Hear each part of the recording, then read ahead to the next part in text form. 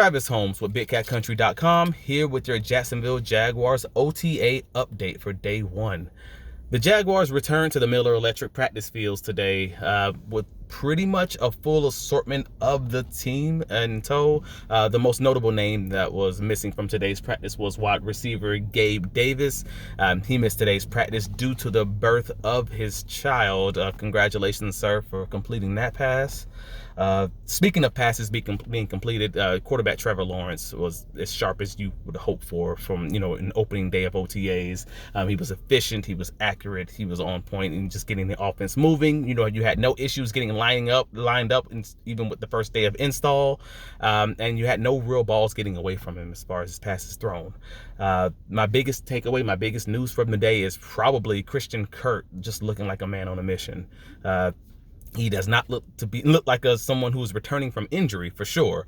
He caught multiple big passes. We're talking longer passes down the field. If you've seen the highlights on BigCatCountry.com, you know a few of the plays that I'm referencing. He had a one-handed catch in the drills. He had multiple touchdowns caught.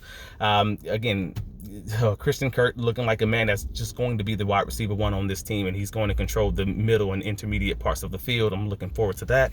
Brian Thomas Jr., BTJ doing BTJ things. I mean, he had a really good day also. I mean, his only negative from the day was probably his dropped one ball during the teams period when he was going inside. And overall, it was still a solid day for him, but it was a wet, rainy day and wet conditions on the field. So I get that every pass is not going to be completed, but hey, this is what happened. Overall, there wasn't much to take from the offensive and defensive lines because, again, those guys aren't padded up, and they're also on the far side of the field. So we will look more when training camp gets here, and we can get those guys. We can get some real one-on-one reps and kind of see what we're looking at there.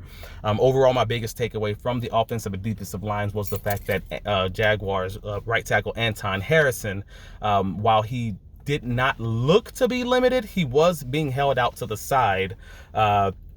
He had the beanie, the non-contact beanie in his pocket, so it's quite possible that he was supposed to be limited. He did not, he wasn't in the teams periods, and he was kind of staying to the side with the trainers. It looks like he may have had that labrum surgery this offseason. So we're just looking for confirmation from the team, which they did say something about his shoulder, which sounds like that's probably what happened. In addition to a few other players who are, tending to some lingering injuries, which also includes Gabe Davis.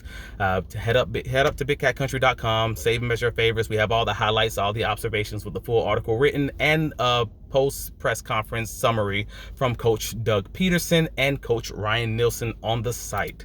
The team returns to practice on tomorrow, but that is closed to the public and the media. So take a look at the Jaguars socials for all those highlights for the rest of the week, and the next public practice will be Tuesday next week. Talk to you later.